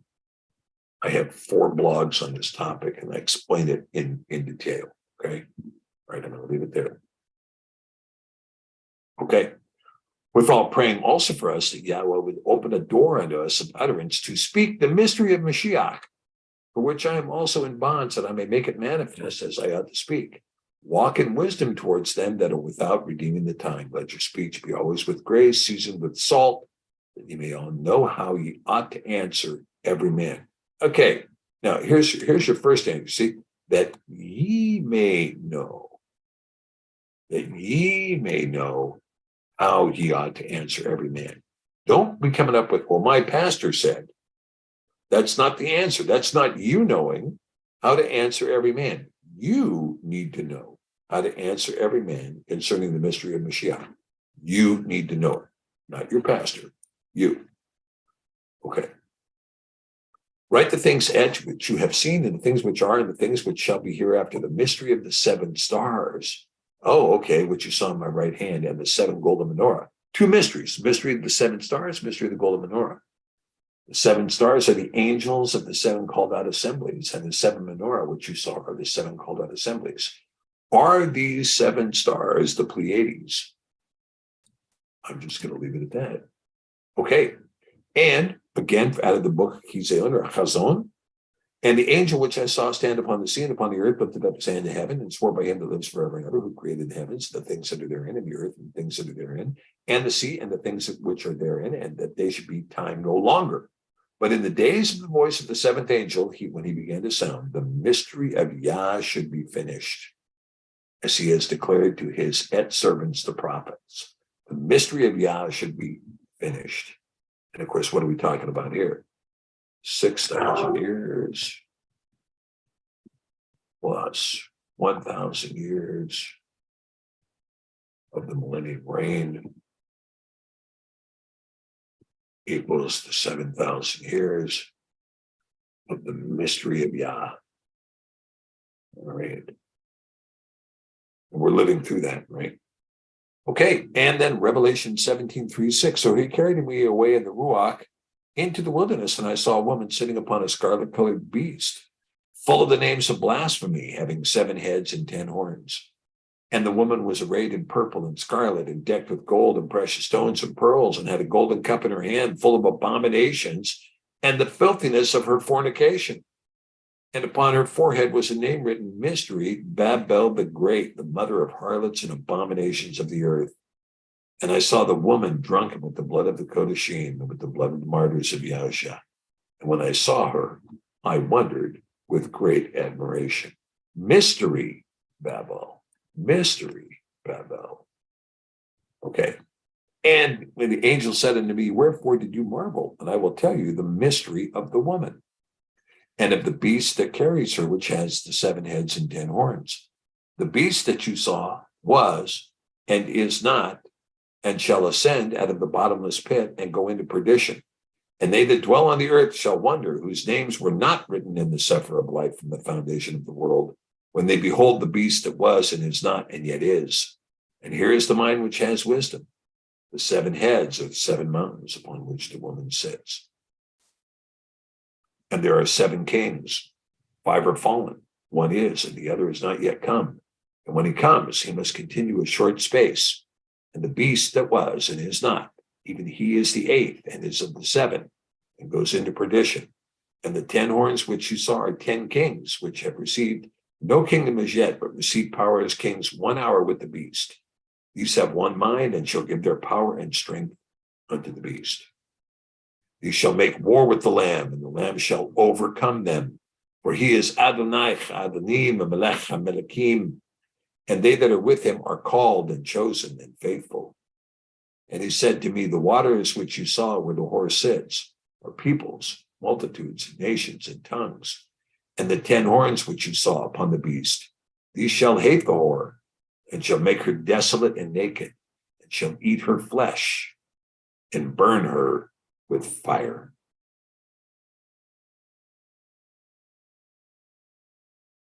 Okay, my friends, I guess that is about it. And so I'm glad that you guys were able to hang with me through this presentation. So let's head into the question section of this presentation. We'll see if there's any questions on this. I hope you guys enjoyed this presentation concerning the 22. As I say, when I was doing this, preparing this presentation, I was quite shocked, frankly, that these kinds of things came to me, that we would be talking about the 22/7, and that this thing was really kind of laid out this way. And we see this affirmation, and of course, these 22. And when we see that the 22 become a mystery in the New Testament, these 22 becoming a mystery in the New Testament tells you something about this idea of this moving from a 3rd dimension into maybe even a 4th dimension. Okay, so here we go. So here Camille is talking about the new 10 commandments that are going to be proposed at the fake Mount Sinai. Well, that's just out and out heresy, blasphemy. I mean, it couldn't be much worse.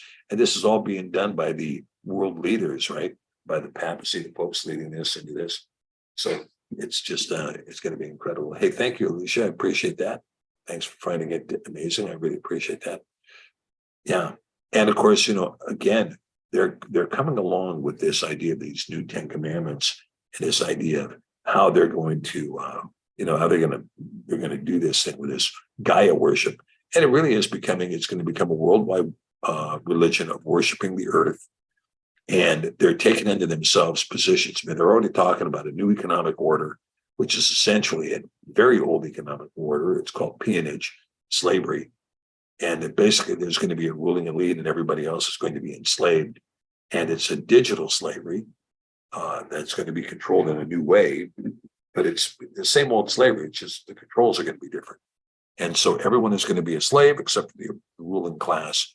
And the ruling class reserves unto themselves to be completely immoral and amoral as they do whatever they feel like doing and pursuing the idea of becoming an oligarch, a very wealthy oligarch.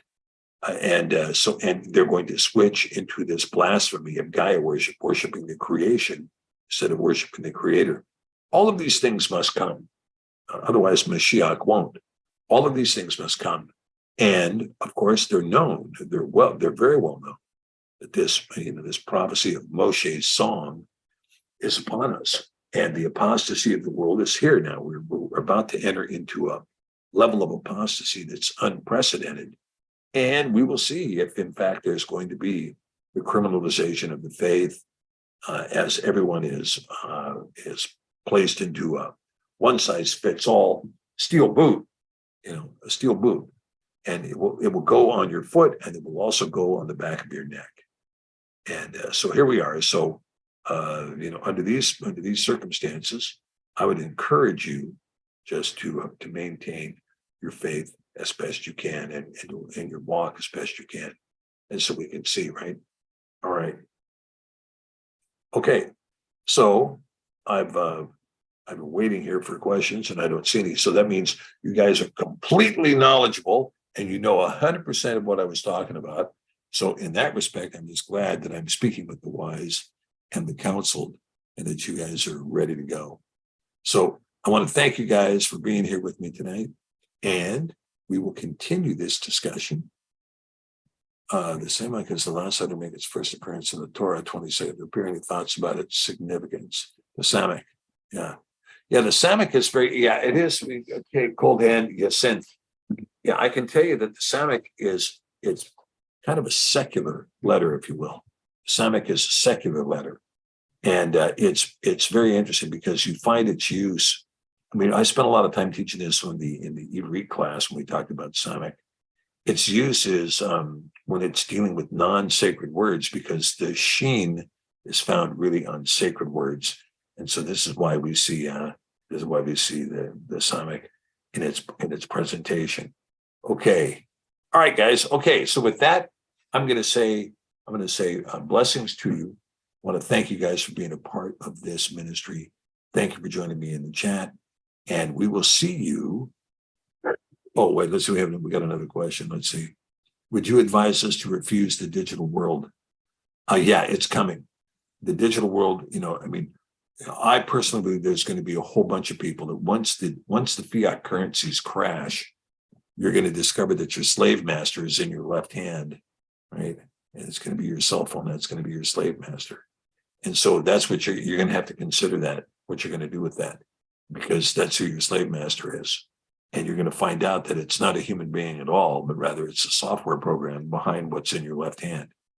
And the best way to refuse the coming digital system is to take your smartphone, put it on a concrete surface and smash it with your heel. That's the best way to do it. And you don't have to do it now. Don't do it now. You'll know when to do it because it won't be just you alone. It won't be just you alone. Okay. All right. Thank you, Sumaz. I really appreciate that. Thank you. Love you, sister. Thank you for this. Okay. And thanks, Debbie. All right. So we will see you guys. Don't forget to catch our show that we do with Jessica Knock. She's such a faithful servant. And we do, we are doing presentations on Tuesdays and on Fridays that we do. We do eating wild honey and locusts on Tuesdays, and we do answers for our times on Fridays. We're going to have Mark Steele with us this coming Friday.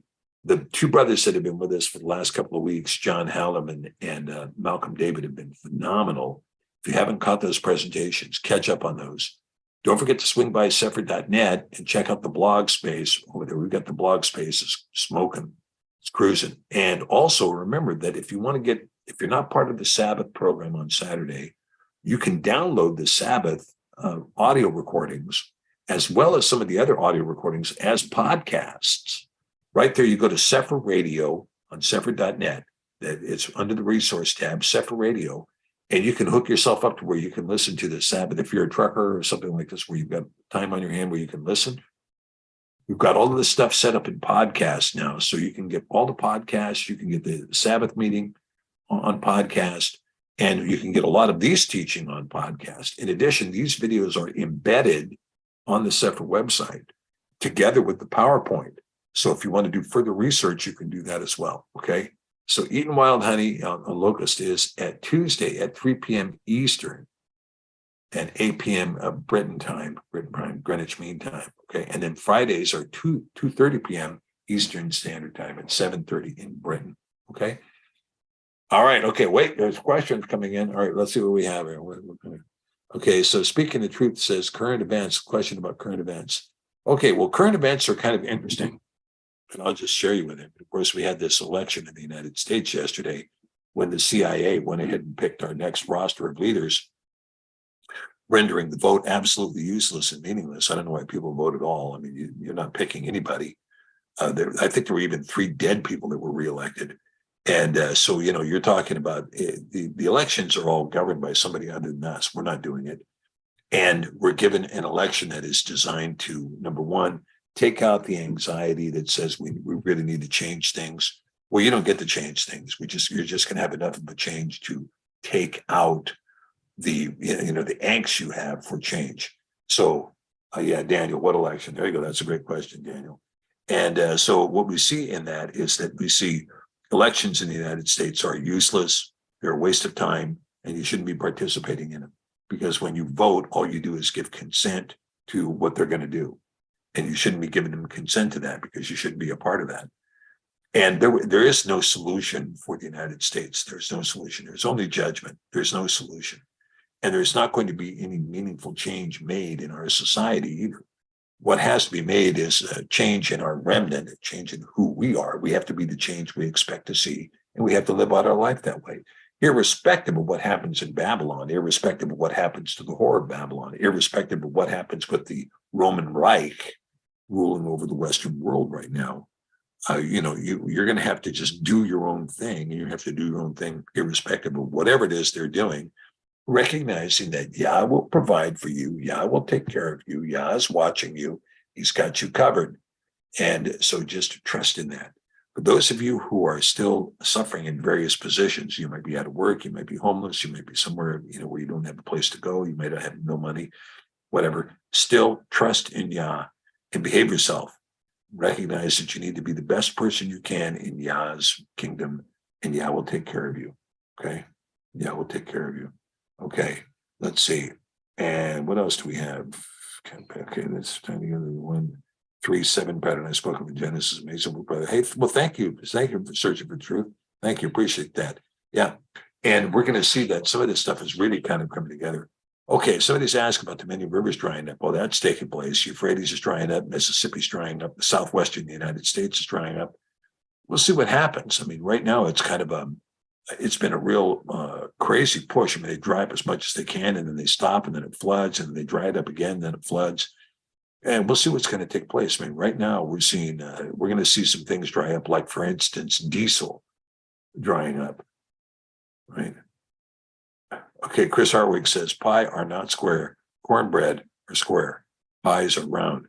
Okay, hey, Chris, fair enough. And thanks for bringing up cornbread, or pies for that matter. I'm already getting hungry. I mean, I love a good cornbread, especially if you can get cornbread. Come on, Chris, let's talk about it for a second. Let's talk about cornbread with some chili, right? Some homemade chili with some diced white onions over the top of it, maybe some melted cheddar on top of that. Now we're talking. All right. Okay, let's be salt and light in the dark world. Amen. That's where we want to be. Yeah, Australia's underwater. I know, Alan. I know. I mean, look, Australia is a real heartbreaker. And I'll tell you, what's coming down there is that, you have this incredible vex that's coming from China. China wants Australia. I think China wants Australia, and I think they want the Western United States. I think Australia is more available to them than the Western United States. It's an easier target. Remember that China was talking about moving 50 people. Oh, yeah, there we go. Cornbread and a cast iron skillet. Woohoo. I mean, you guys are starting to rock and roll here. Honey on the cornbread. Hey, stop it. Stop it, you guys. You're getting me extremely hungry. Yeah, I don't want to hear it anyway. Yeah. But when we talk about Australia, the thing is that the population there is small compared to Katya, K-West, the Georgia Panis is Katya. That's correct. I don't remember her last name right now, but man, she is incredible. But when we talk about Australia, the population is very small. The Chinese at one point were talking about building 15 cities of 3 million people each in South Africa, and then just dropping 45 million people in there. Presto, they're the new majority. Presto, they make all the rules. Presto, they do whatever they want. And 50 million people is not a dent in Chinese society. It's not a dent. They just go, right? So this is why the upcoming war, and of course, China, recently Xi Jinping appeared in fatigues, and he told his country, get ready for war. And so they're preparing, and of course, everything right now is kind of hinging around this battle of Kherson that's supposed to take shape. Now, I can tell you that this battle of Kherson, the Russian generals have looked at Kherson and said, this is an indefensible set of ground. Kind of like, George Custer looking around and going, I can't fight down here in the flatland. We got to get up to high ground. Well, by the time he got to high ground, he was dead anyway. But what you're talking about, the Russian generals looked at Kherson and said, okay, we can be easily surrounded here. We got no high ground. We've got really no infrastructure which we can defend ourselves, and we're trapped on the other side of the river. This is how Russia was defeated by Napoleon back in 1812. Napoleon defeated the Russian army because they had crossed over a river and stayed over the other side of that river, could not retreat. And Napoleon moved quicker than the Russians could and cut off their army. And it was a massive defeat for the Russians. So Russia turned around and said, well, what we're going to do is we're going to pull out of Kherson. We're going to leave that lousy ground, that lousy, indefensible ground for the Ukrainians. So we're just like, we can't defend it. We have to retreat. We're just ashamed of ourselves. We're retreating. And we're so ashamed of ourselves, and this is a huge loss for us. We're going to retreat behind the river, and that's that. In the meantime, they mined the place to beat the band, and they're completely set up waiting for the Ukrainians to take the bait. It's like let's put some salmon eggs out there and see if we can get the kings to bite it. Right? It's bait. It's bait. I'm just going to tell you this. I'll just tell you this straight out. But thank goodness no one in Ukraine ever listens to me. It's bait. It's bait. And what's going to happen is if Ukraine and U.S. troops and all the other mercenaries, and believe me, U.S. troops are moving in there right now, right? I mean, they've moved Abrams tanks and Bradley fighting vehicles into Romania and into Poland. Now, maybe that's just defensive posture to keep the Russians from coming over the border, but I don't think so. I think they're planning on putting U.S. troops in Ukraine. I mean, the 101st is already in Romania. So if they do that, and they come in with U.S. troops, and the idea is to take Kherson with them. We've taken Kherson. Yeah, Bunyatishvili. Yeah, Katya Bunyatishvili. There you go. Yeah. I just want to give a shout out to her. She plays great piano. I got to hand it to her. I mean, if you don't mind, KA, I just want to take a second, because I was in Tbilisi, Georgia, back in 2005, and I did a concert there. I did a piano concert downtown at the Composers Union on the Rustaveli Street downtown. And at that time, Tbilisi State University, or the State Conservatory, pretty good music school, but they were still kind of, they were suffering from a bit of self-esteem, if you will. They had a self-esteem problem. And at that time, Chick Corea was coming in, and he was playing at the Opera House down in the Rustaveli. And there were other composers, other pianists that were coming in and playing, but the Georgian pianists were not emerging. Well, out of all of this, here comes this Katya Bunyatishvili. And, she really is playing in the upper 1% range. I mean, she's got an absolutely pyrotechnic that she's demonstrating. Great pianist. If you get a chance to catch her on YouTube, you'll see what I'm talking about, right?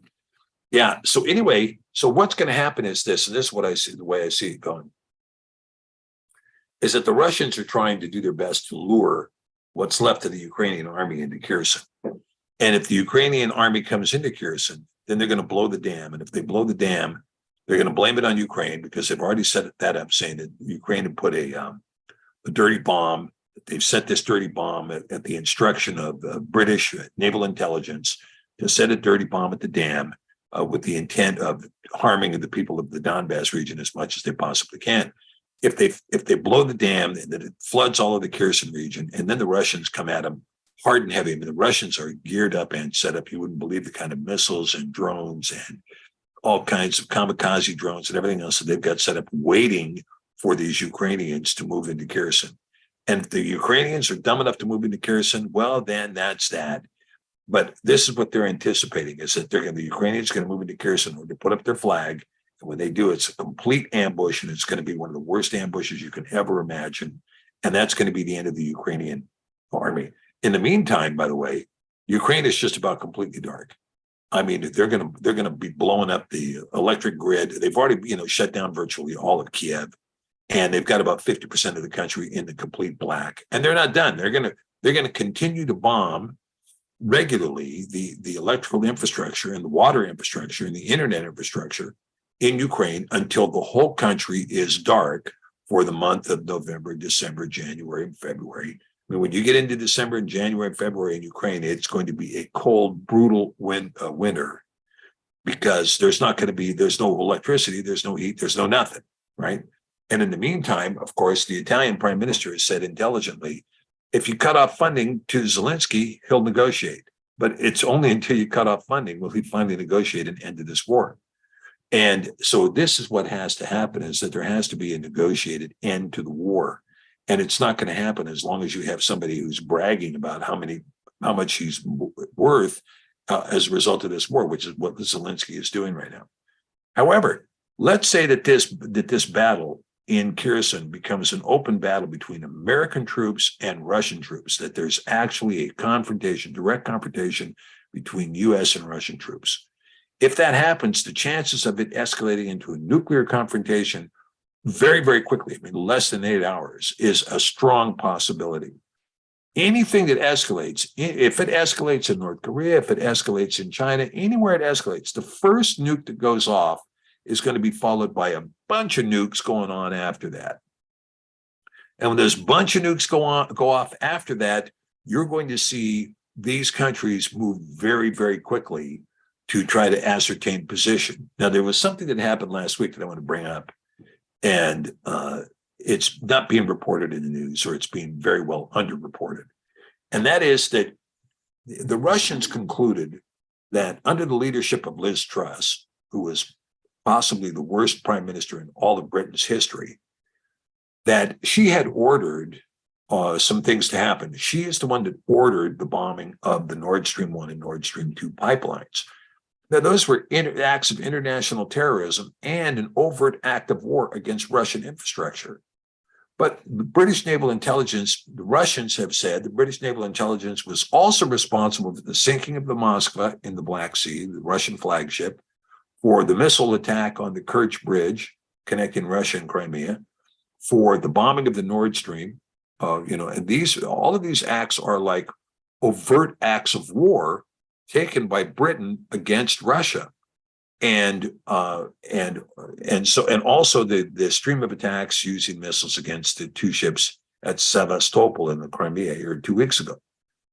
So once the Russians had ascertained this, they summoned the British ambassador in Moscow to come to the Kremlin. And they accused the ambassador, said, here's the proof we have that you blew up Nord Stream 1 and Nord Stream 2, namely Sweden's findings that had happened by Britain. And number two, that Liz Truss had texted on an open iPhone Anthony Blinken 1 minute after the bomb went off, saying it's done.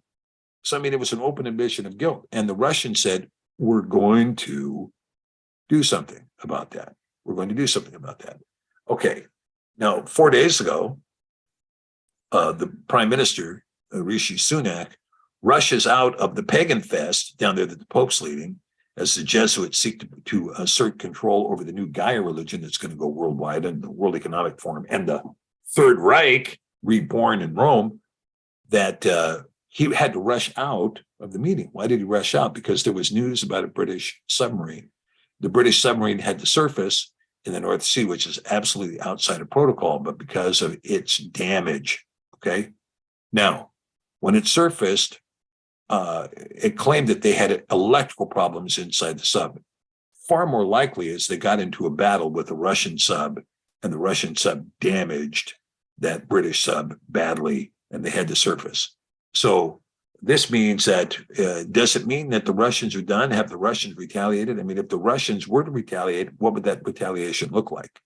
One form of the retaliation could be the cutting off of the internet lines and the cable lines that are undersea. And the Russians have talked about doing this. They would, essentially cut off Britain from all internet traffic worldwide by cutting off those undersea deals. Yeah, we'll see if that's going to happen or not. But I can tell you that in the meantime, you've got, you have all of Europe is like fed up. Italy has cut off supplies and weapons shipment to Ukraine. Switzerland's cut it off, saying we're not sending anymore. The Netherlands has breached and said we're not doing Russian sanctions anymore. We're going to be buying natural gas directly from Russia. You can forget it. Joe Biden, we're going to do it. And Joe Biden has no intention of changing his policies whatsoever. So we're going to have at least 2 more years of complete economic disaster in this country as he drives us into a recession, depression.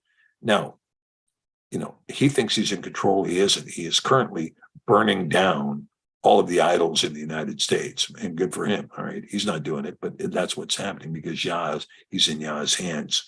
So at any rate, these are the kinds of things that are going on. So my expectation from here is that the Russians are geared up for the Kherson conflict. That's what they're counting on happening, Kherson. And keep an eye on it because that's where everything is going to come to a head. I believe that when the Kherson battle is over, that will be the end of the battle for Ukraine, and the Ukrainians will have lost, and then they'll come back and they'll settle. And of course, in the meantime, NATO will be completely out of ammunition and out of armament because they will have wasted it all on Zelensky, who's busy taking photo ops with Sean Penn and a couple of statues. So all of that's what that's going to look like. And whether or not Europe is going to sit back and tolerate freezing to death this winter as guys like Olaf Scholz laugh at Germans because they're talking about trying to do something for alternative heat in their households, we'll see. We'll see what's going to happen. I think that this techno-fascism does have an end. And somebody just put it in Bible Prophecy Today's News with W.B. Camille, put an EMP. Yeah. Famine, economic collapse, EMP, all of those things are right there on the horizon. They're all on the horizon. And don't leave out CME, coronal mass ejection, which could also burn out the entire techno-fascist world in one shot. Now, we did see a precursor with the collapse of crypto. The collapse of crypto is, even though the market was manipulated and all this other stuff, but the collapse of crypto is an omen, if you will. It's a digital omen. Crypto collapses first. The digital and the technology companies are collapsing with it, and the digital world is going to collapse behind that. Okay? All right, so my dog is barking, telling me something. That means I have to go. So I want to thank you guys for being with me for this presentation. It's been absolute a blast for you guys, for me to be here with you. Thank you. And we will see you next week, unless I see you sooner. Okay, take care. Oh, is a Russian flag flying over Alaska? Or is a Russian flying over? Yeah, Russia flies over, they don't fly over Alaska, but you have to remember that Alaska is huge, okay? And we have, even though Sarah Palin was ridiculed by the brain dead, washed up actress Tina Fey, that, you can see Alaska from my back door. It is a fact that little Diomede Island, you can see Russia, which is big Diomede Island, 1.5 miles away, right over the bay there. It's just 1.5 miles apart. But because they're 1.5 miles apart, Russia can fly in Russian airspace, and it is right next to Alaskan airspace. So they scramble bombers all the time to come up challenge on Alaskan airspace, and then they want to find out what our reaction time is. And so, I'm not worried about Russia flying over Alaska. I'm just not worried about it at all. So that's my feeling. Okay, thank you so much. Thanks, Bible Prophecy. Thank you. Thank you, Jacob. And thank you, Jesse, for handling this. Thanks, Judy. Thank you, Jim. Thanks, Betty. Hey, Bets. Thanks to you. Okay, we'll see you next week. Okay, bye-bye.